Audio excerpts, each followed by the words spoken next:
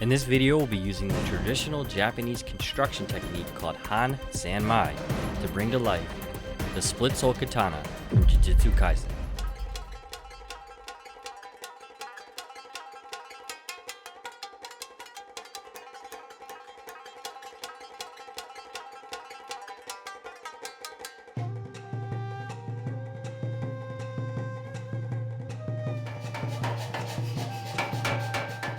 The idea of using ancient or historic materials in a build has always been appealing to me, especially when making something that is supposed to appear and have an ancient feel to it, such as this Split Soul Katana. So to begin the build, I've selected two different pieces of wrought iron hinges. One is from the early 1800s and the other is from the early 1900s. The early 1900s piece is much more refined, so I'm going to cut those both up, stack them together, and begin forge welding them, folding them, and refining them until I get a piece that's good enough to make a sword.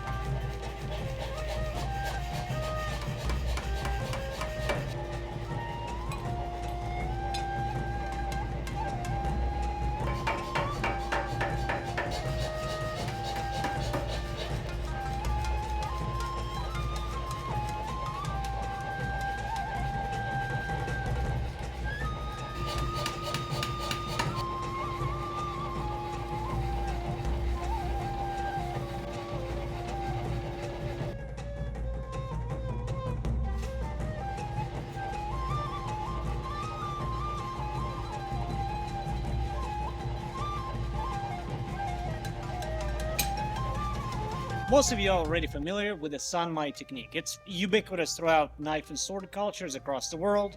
The term comes from Japan. San means three, and mai technically means layers. So, what the hell is Han Sanmai? Well, the particle Han means half. So, technically speaking, Han Sanmai is 3.5 layers. Where does the half come from? Well, the middle layer in Han Sanmai is split in two, with a high carbon bit on this side and lower medium carbon on the back. And then you have medium or low carbon plates here and here. That technique is normally present in Japanese swords a little bit later, or is mostly used in making kitchen knives and farming tools.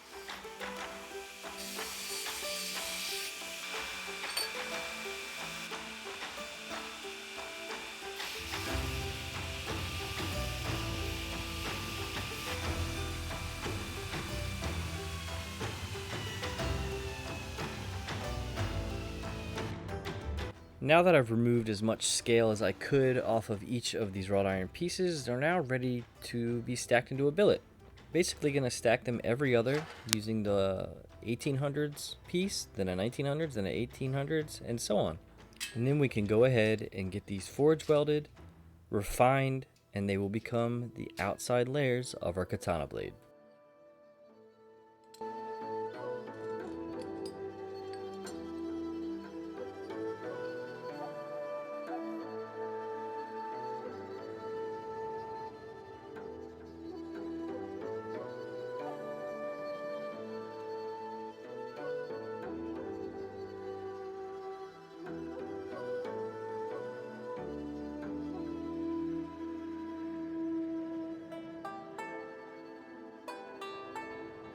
Now that our initial billet of wrought iron is successfully forge welded together, now I'm going to start the hot cut and fold process. Can't really tell you exactly how many folds I'm shooting for. What I'm going to do is work with the material, and as soon as it feels pure enough and solid enough, we can begin making the sword.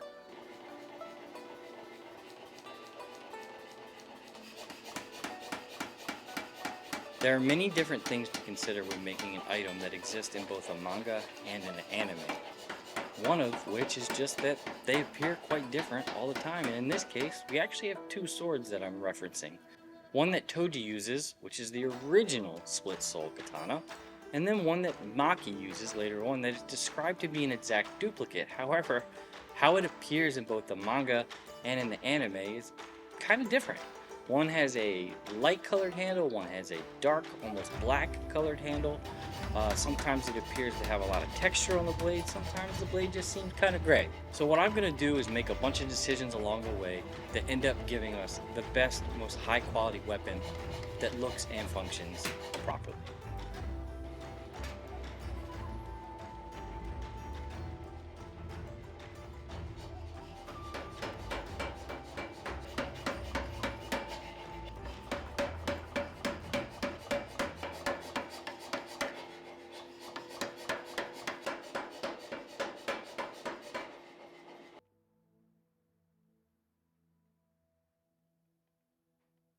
So this piece of L-shaped steel doesn't really look like much, but it's a special piece of steel that I've been saving for a special project for quite some time. What this is one of the only pieces of steel that is produced and manufactured in Japan specifically to make blades. So my plan is to cut this up into little pieces, add it to some other high quality blade steel, and then forge weld into a billet, and this will become the edge of our katana.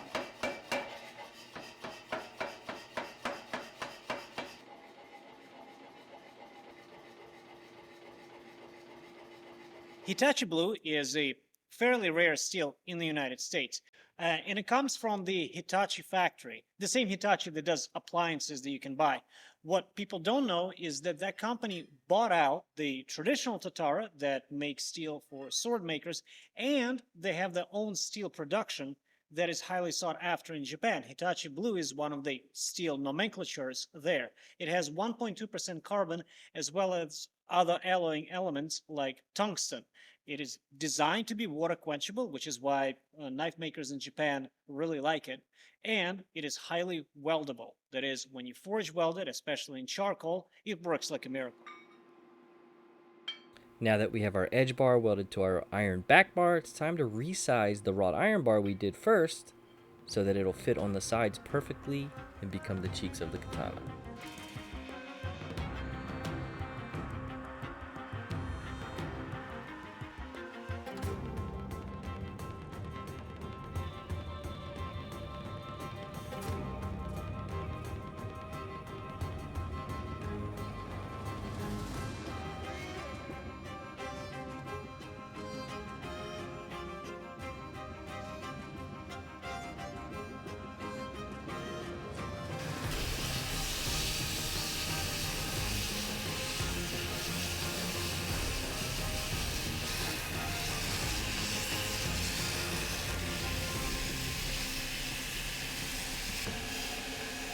We're now approaching what I hope to be our final forge weld, and that's where we put the refined wrought iron cheeks onto the rest of the blade that has our iron back bar and our Hitachi blue edge piece.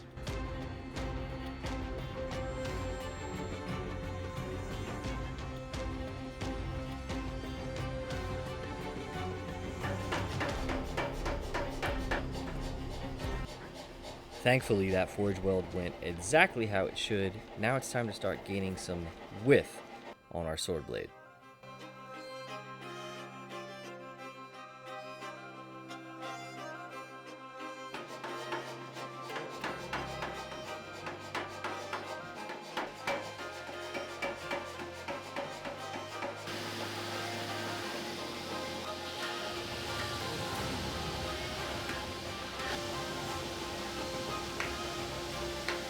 With the preform of our blade just about complete, it's time to start forging in our point.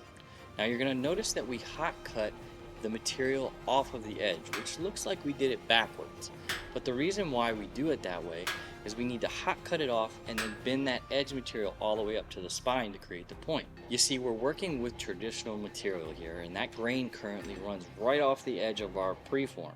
So what we want to do is forge that material up to the edge. That way our grain of our material all runs along the edge, then curves up with the point and runs off the point in the right direction.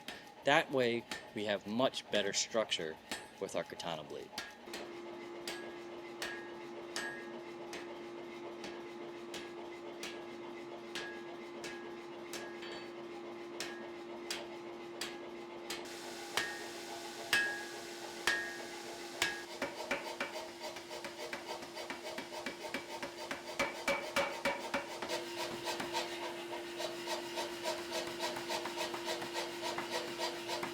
The blade blank for the katana is pretty much complete right here. We could just go to grinding at this moment, but we use traditional construction methods and traditional materials, so it's best to continue on with the tradition by forging the edge bevels.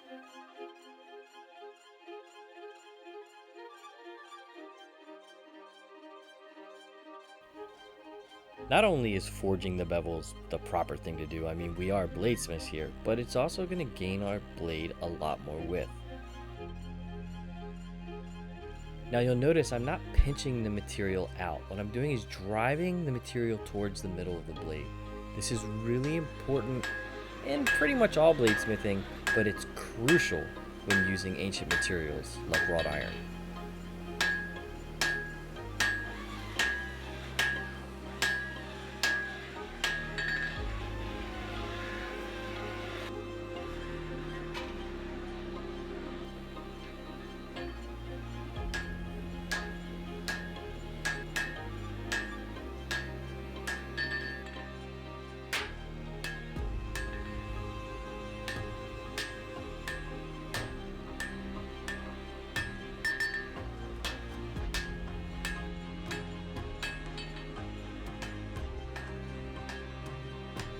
With a blade of this massive size, it is taking me quite some time to draw the bevels out exactly where I want them.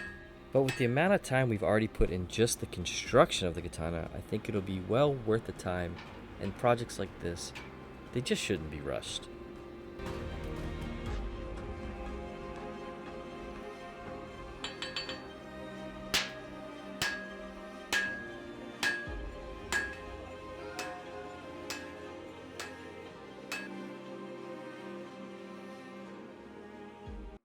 The difference between the katana used by Toshi and the katana used by Maki and Jujutsu Kaisen seem to have a little bit of variation in the artwork.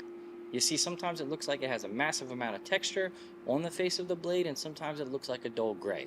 Well, I'm not going to go through all the trouble of doing a traditional construction with wrought iron cheeks without adding in that awesome texture. So we're going to use a top tool to go ahead and add that texture in underneath the power hammer.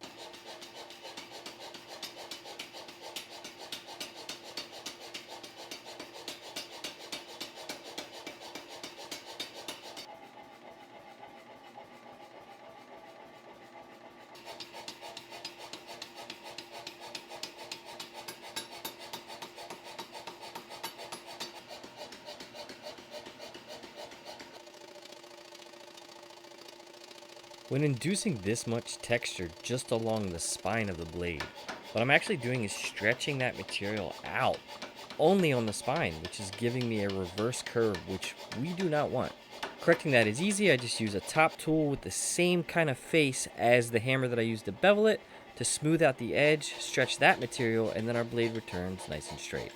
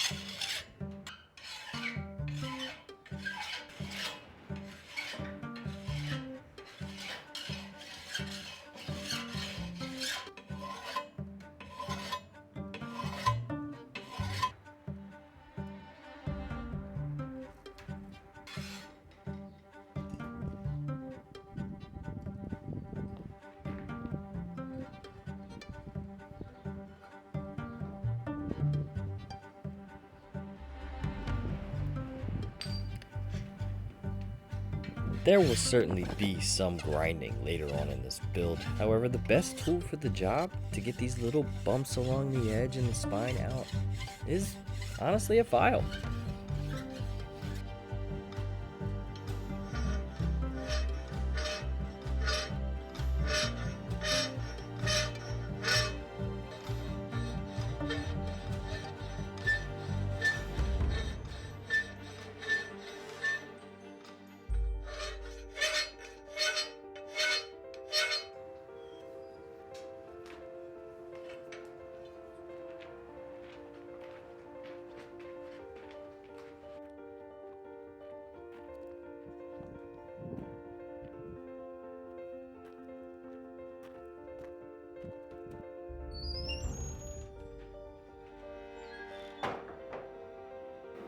And now it's time for the heat treat. More often than not, a blade like this would be quenched into water, but I don't have a water tank set up right now, so I'm going to be going into oil. The one thing to have to remember, going into water, you actually increase your curve on a katana, but going into oil, you decrease it. So you'll notice that I added a little curve just before we heat treated, so after the quench, our blade will be nice and straight.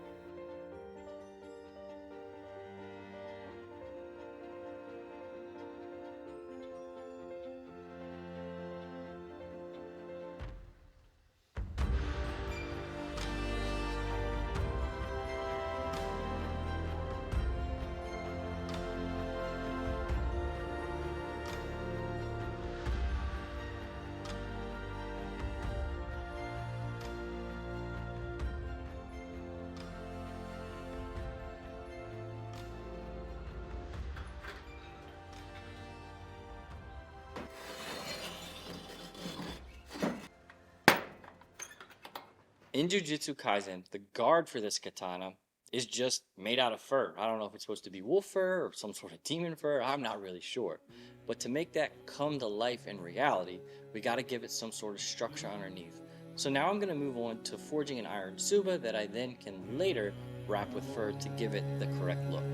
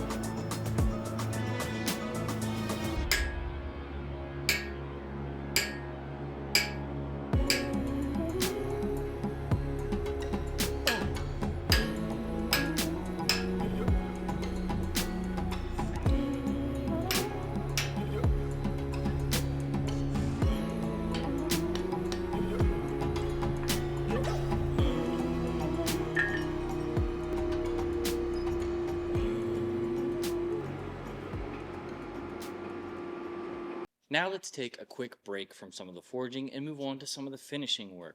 My very favorite part of the forging is still to come later in the video, but for now let's move on to some of the grinding. And speaking of the grinding, we didn't take a sponsorship for this video today, but I do have a very special announcement, something you guys have been asking me for years, and that is how to get your hands on some of the narrow wheels that you see me use in a lot of these videos. And today I'm happy to announce that Brawlbeck Ironworks and myself teamed up to put together a very special package to bring those narrow wheels to you.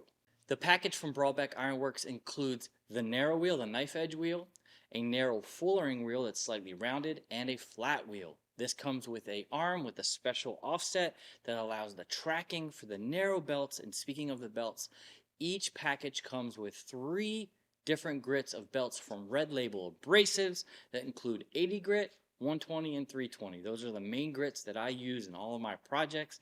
They leave a very nice finish and allow you to do very fine work and actually chunk out some of the work very quickly using the 80 grits to make things like fullers. So head on over to brawlbeckironworks.com, check the link in the description, and it'll go right to those attachments, and you yourself can get your hands on the Stagmer narrow wheels. That Works gets a little piece from every sale of these narrow wheels, so support the channel and support your artistry by stepping up and getting yourself some of these narrow wheels today. Now let's get on to grinding this beautiful blade.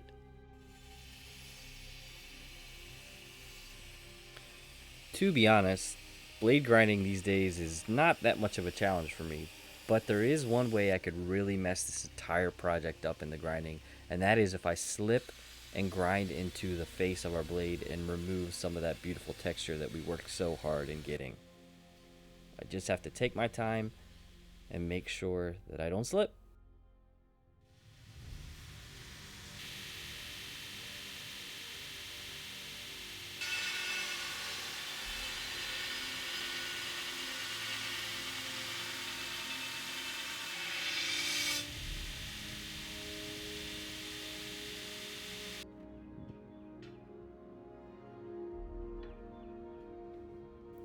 At this point, I'm going to begin filing the mune on this blade, which is basically turning the flat back spine into a sharp peaked beveled spine. The images that we worked from both the manga and the anime didn't show the sword having a mune, but now that I have this blade in person, I really feel it's important to add it to turn this thing from looking like a giant kitchen knife into an actual sword.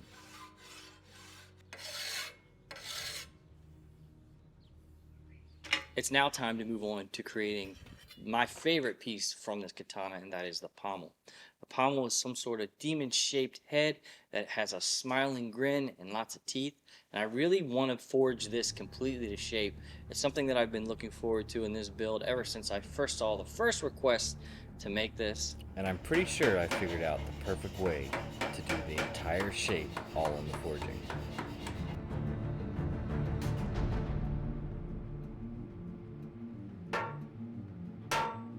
To begin forging the screaming mouth, the first thing I want to do is upset the end of the bar. Upsetting essentially mushrooms that material, and it'll create the material in the right places to create the lips of the mouth.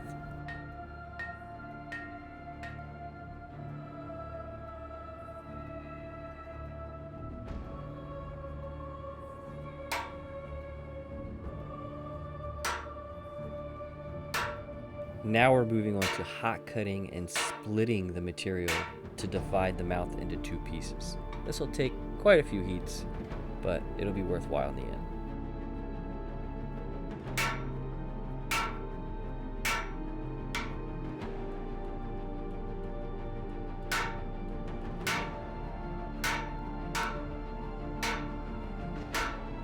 Now I'm just quickly using a cross beam to just move some material to create a little bit of a hangover that you can imagine turning into teeth later.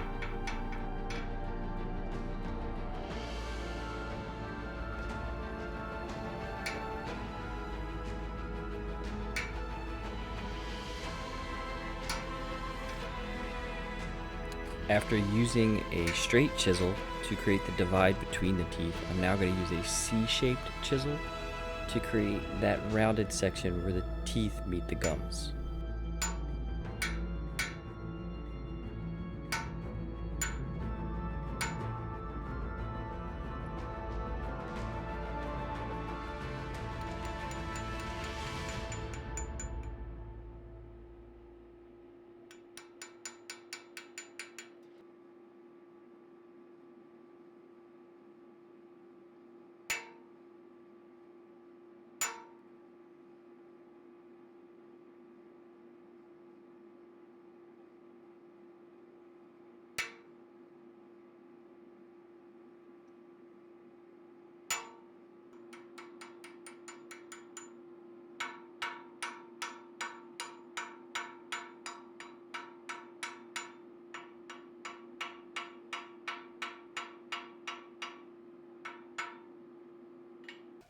That may just have been my absolute favorite thing I've ever forged, and this entire project has been, honestly, a really great experience.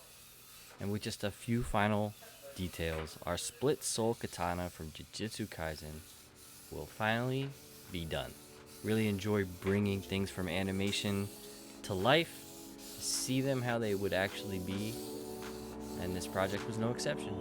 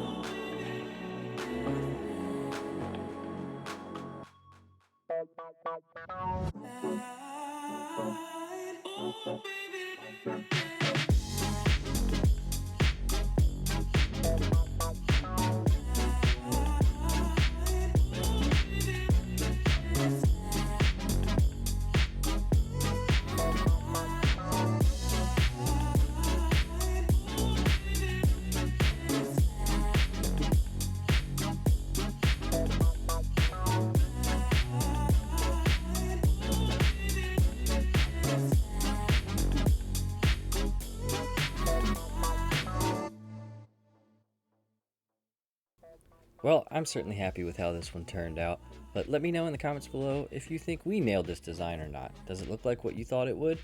If it did, then slam that like button. And if you can find it in your hearts to subscribe to this channel, then I only have 2 words for you. That works. Thank you.